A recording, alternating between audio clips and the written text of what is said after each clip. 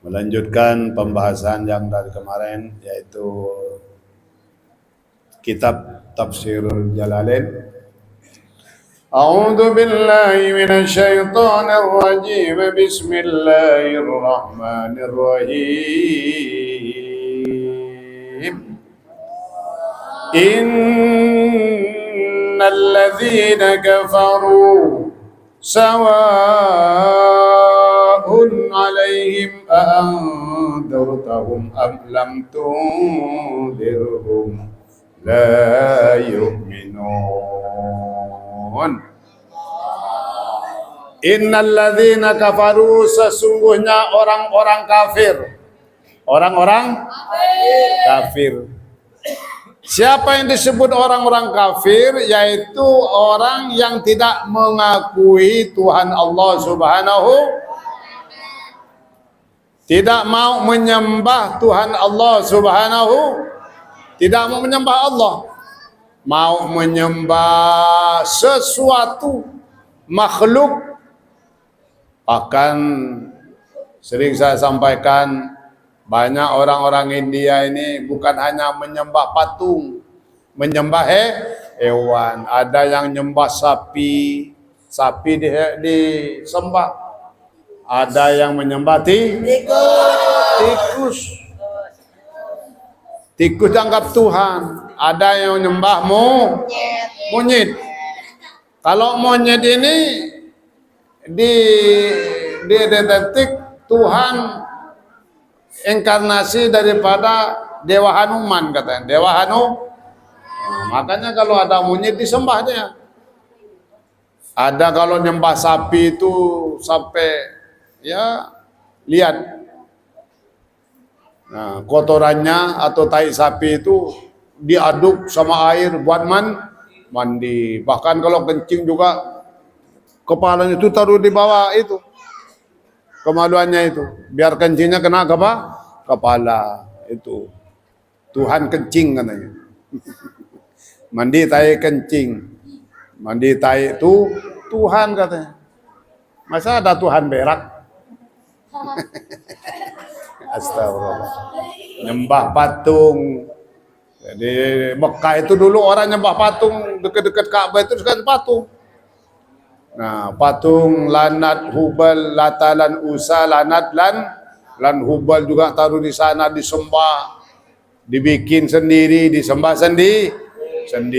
Bahkan juga kalau di rumah-rumah dulu banyak, kalau lagi hari-hari raya itu, raya-raya Natal itu banyak orang bikin patung dari kue, dari jajan gitu. Habis disembah, jajannya dimakan. Nah, makan Tuhan katanya. Jajannya Tuhan dimakan.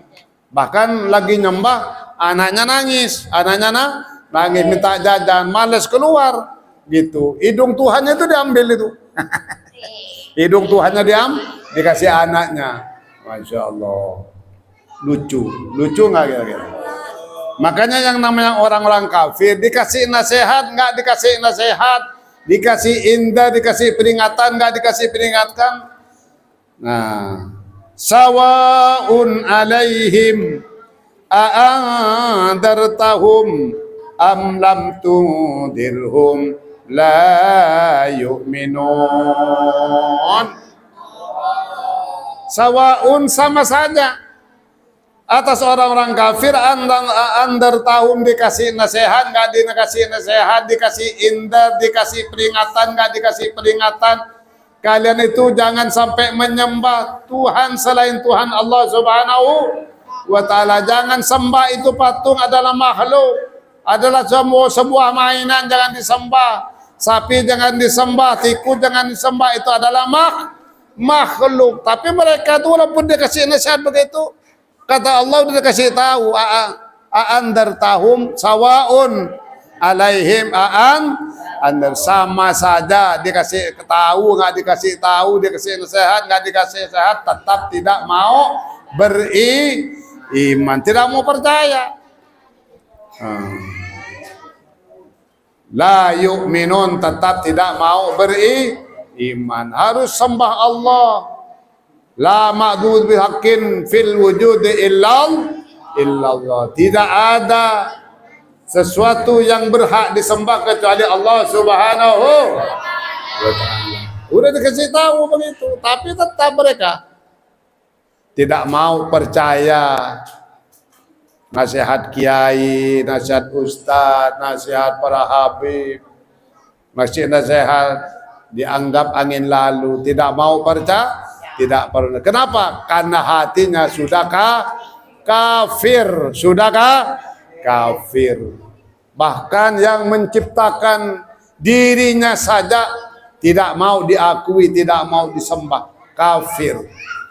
Sehingga dalam sebuah hadis, jangankan sampai menyembah Tuhan selain Tuhan Allah, ninggalin sholat saja itu kafir. Kafir. Kata Nabi, man tarakas shalah faqad kafara. Jadi siapa saja manusia yang meninggalkan sholat 5 waktu, sungguh dia sudah tercatat menjadi orang kafir. Makanya jangan sampai berani-berani ninggalin sholat, apalagi sholat subuh. Apa kalau konsekuensinya manusia kalau tidak sholat subuh? Tidak salat subuh sekali saja akan direndam oleh Allah dalam api neraka selama 60.000 tahun, Pak. Makanya salat subuh malas. Kenapa kok malas? Karena pahalanya luar biasa. Satu, disaksikan langsung oleh para malaikat.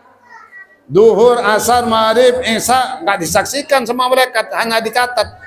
Malaikat Tuhan catat. Tapi kalau subuh malaikat lihat langsung, disaksikan oleh malaikat dan didoakan oleh malaikat yang berjemaah.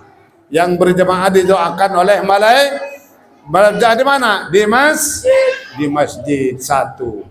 2, akan mendapatkan doa berkah langsung dari Gusti Nabi Muhammad sallallahu alaihi wasallam. Doa berkah langsung dari Nabi. Makanya kalau orang salat subuh di masjid dengan berjemaah, hidupnya barokah. Kenapa? Mendapatkan doa berkah langsung dari Gusti Nabi Muhammad sallallahu alaihi wasallam. Allahumma barik fi kuburiha, kata Nabi. Jadi kalau orang salat subuh berjemaah apalagi di masjid, itu didoakan semoga hidupnya barokah. Itu isi doa dari Gusti Nabi Muhammad sallallahu alaihi wasallam. Maka jangan sampai berani meninggalkan sholat. Sholat ini dulu waktu datang perintah sholat, ini nggak sama dengan perintah-perintah yang lain. Puasa hanya melalui malaikat Jibril, laksanakan puasa. Laksanakan haji melalui malaikat Jibril. Itu.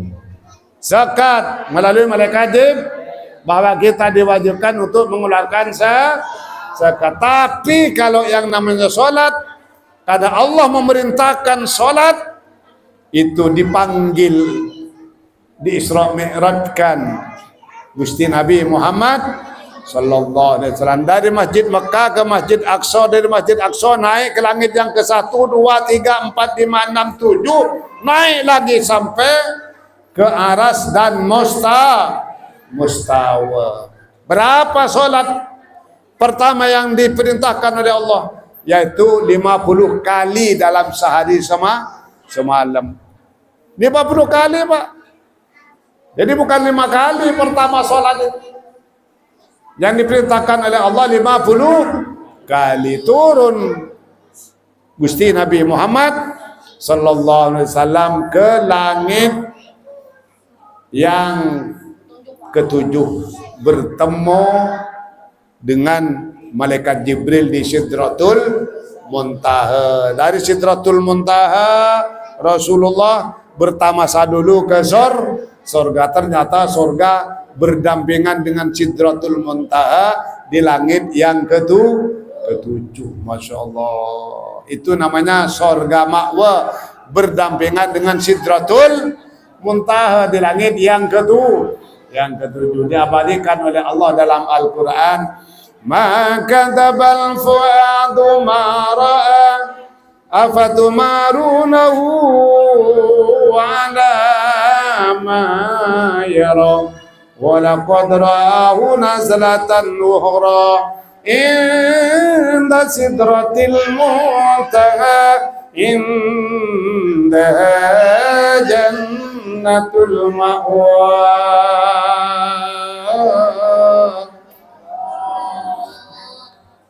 Indah Sidratul Muntaha, indah Jannatul Ma'wa. Di samping Sidratul Muntaha ternyata ada sorga, namanya sorga Ma'wa. Masya Allah, luar biasa kata Nabi. Mala ainun ra'ad wala udhunun sami'at wala khatar ala qalbi basar.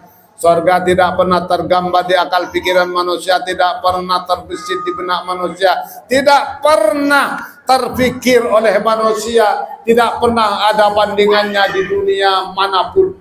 Oh kayak begini, nggak bisa. Bahkan dulu ada orang bikin sorga tandingan dengan sorga akhirat.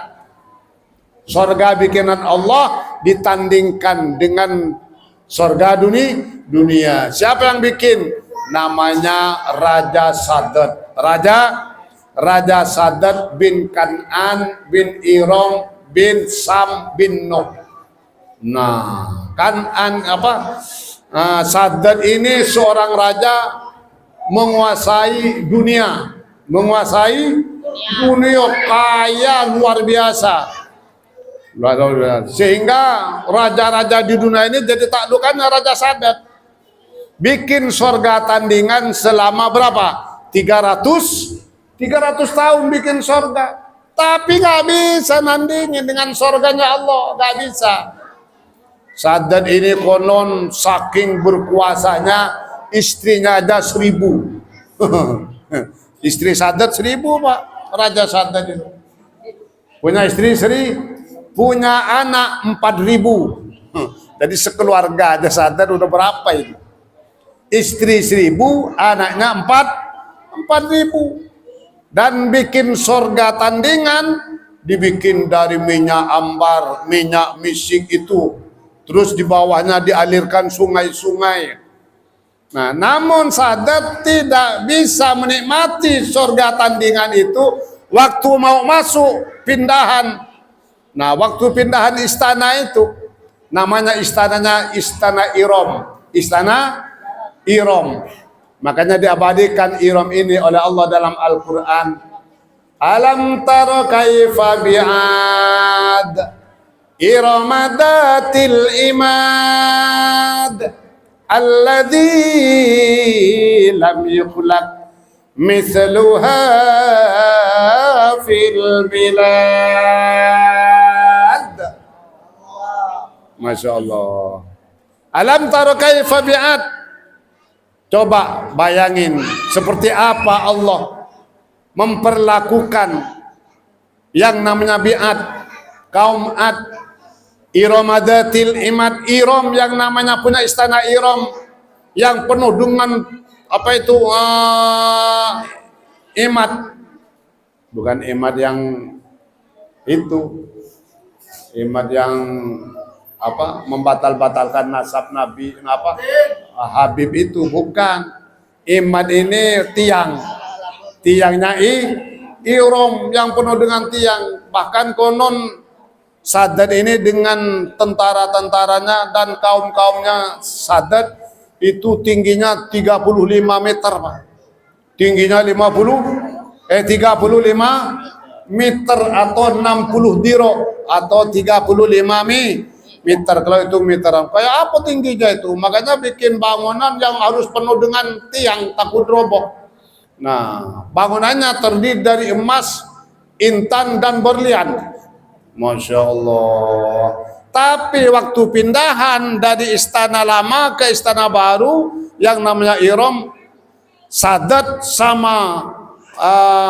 sama bidadari-bidadarinya sama anak-anaknya yang 4.000, sama tentara-tentaranya, disuruh oleh malaikat, disuruh mengakui Tuhan Allah Subhanahu, bahwa semua kenikmatan dan kehidupan dan kematian itu adalah haknya Allah Subhanahu wa ta'ala. Disuruh nyembah Allah, gak mau Sadat. Saya ini Tuhan, kata Sadat. Makanya malaikat itu langsung teriak di depan Sadat, sehingga Sadat dan seluruh orang-orang yang ikut Sadat semuanya binasa, mati. Jadi belum menikmati surga tandingan di dunia, surga tandingannya di akhirat. Masya Allah. Itu makanya yang namanya surganya Allah mala airuna, tidak ada tandingannya, tidak bisa ditandingkan dengan apapun di dunia ini, saking indahnya surga. Wallahu a'lam bishawab. Mudah-mudahan bermanfaat bagi kita semua, amin.